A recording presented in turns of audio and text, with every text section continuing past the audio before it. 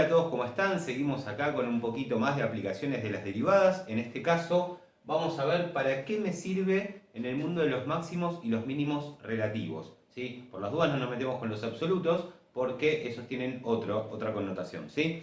Bien, pero vamos a analizar una función cúbica que, por si no se acuerdan, salvo algunos ejemplos, la mayoría son así como una S acostada, por lo cual tenemos máximos y mínimos relativos. Y vamos a ver un ejemplo que yo ya tengo preparado. Bueno, vamos a empezar con ese ejemplo, ¿sí? Esta función cúbica que está en su forma polinómica, aunque, ya que estoy, porque yo lo tengo, lo voy a mostrar en su forma factorizada, que sería x menos 1 al cuadrado por x menos 4. ¿Sí? Eso va a ser relevante para entender o confirmar que las cosas que pasan a nivel derivadas sirven también de la manera que ya conocíamos, porque antes de las derivadas había otro mundo también. Las derivadas lo hacen más fácil, no es que es la única manera de hacer estas cosas. ¿Sí? Aclaremos eso. Bueno, perfecto. ¿Qué sucede? Primero que nada aclaremos de vuelta una vez más que la derivada me da una recta tangente a curvas. Y esa recta en cuestión tiene un formato creciente o decreciente como toda recta, algo que pueden ir a revisar a la carpeta de función lineal, ¿sí? Una recta o es creciente o es decreciente, y la derivada es la pendiente, y la pendiente determinaba si era creciente o decreciente, y como la derivada y la curva están asociadas entre sí, si la derivada es creciente, o sea positiva, ¿sí? La curva también lo es. Por lo tanto, es un dato súper importante saber cómo se comporta la derivada de una curva en ciertos momentos, ¿sí? Y cómo se comporta en otros, porque tienen el mismo comportamiento, ¿sí? Bueno, después cuando vea el gráfico se los voy a mostrar mejor. En principio lo que vamos a hacer es derivar, porque derivar es necesario. Voy a derivar esto que está en forma polinómica, que es fácil porque es derivada de cada término. Me va a quedar 3x a la 2. Acá me queda menos 12x y acá me queda menos 9. Ya el 4 no lo pongo porque ya todo eso de cómo se hace ya lo estuvimos viendo.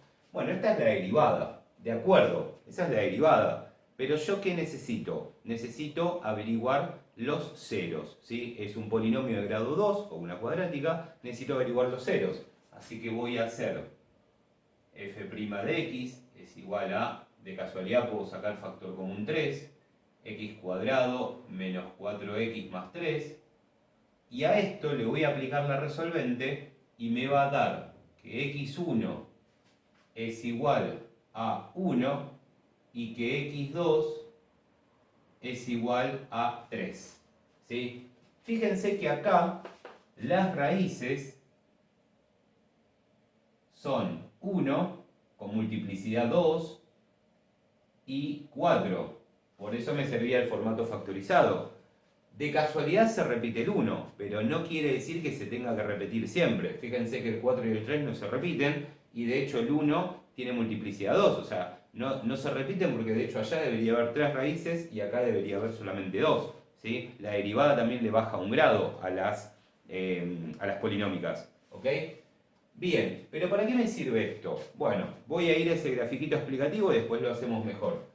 ¿Recuerdan lo que yo les decía? Imagínense una cuadrática. ¿Qué pasa si yo calculo la derivada, que es esa recta tangente?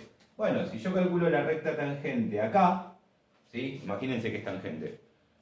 La derivada es creciente al igual que esa parte del gráfico. O sea que saber la derivada me dice si es creciente o no.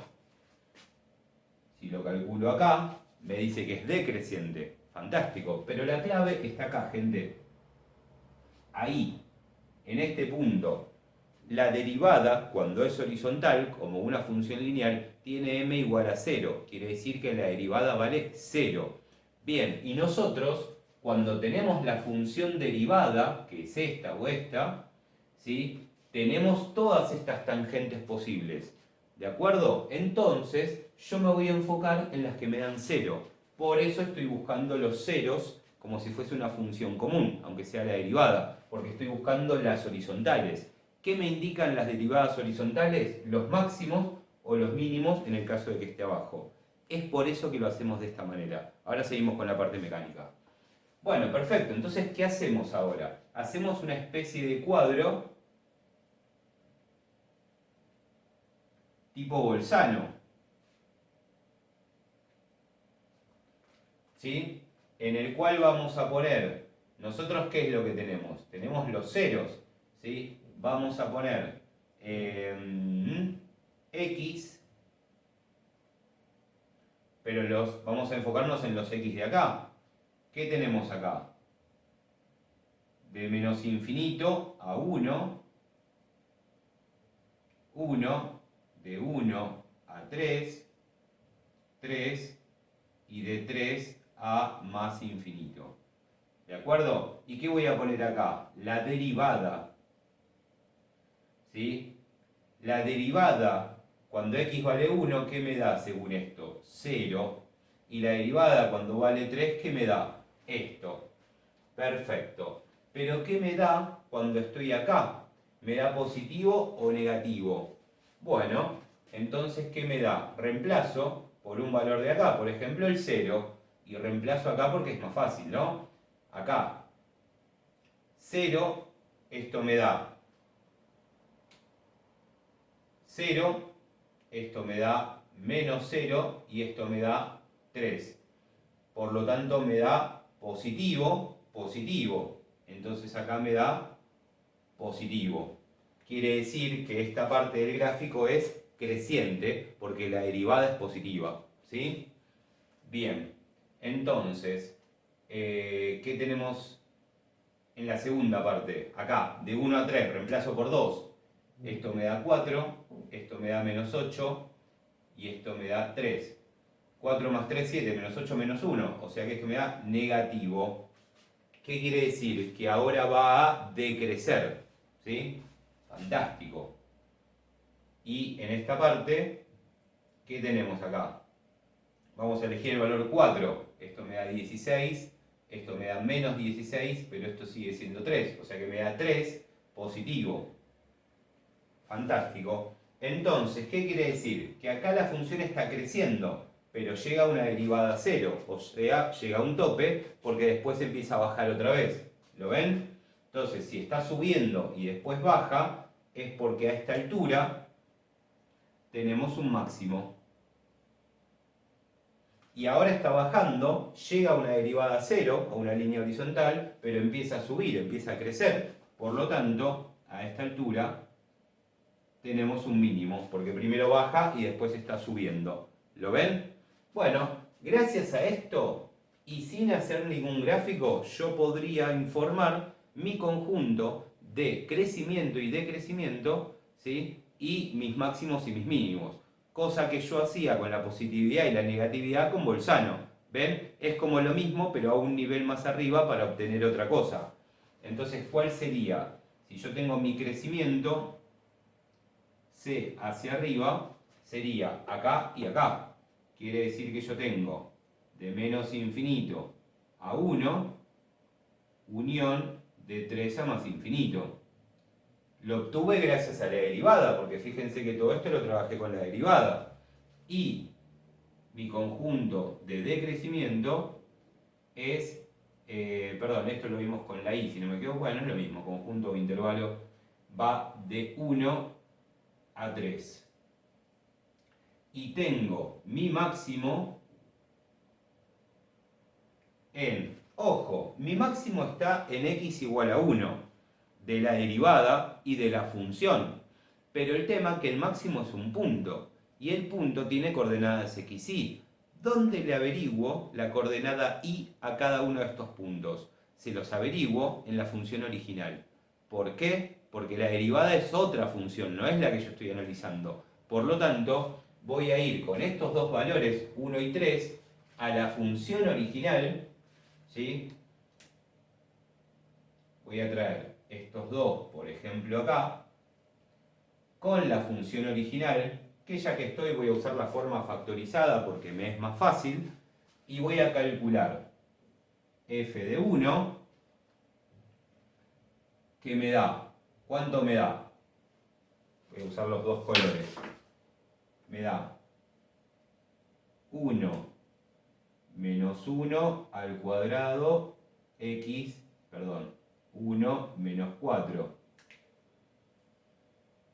Y esta cuenta, bueno, ya sabemos que me da 0 por este paréntesis. Bien.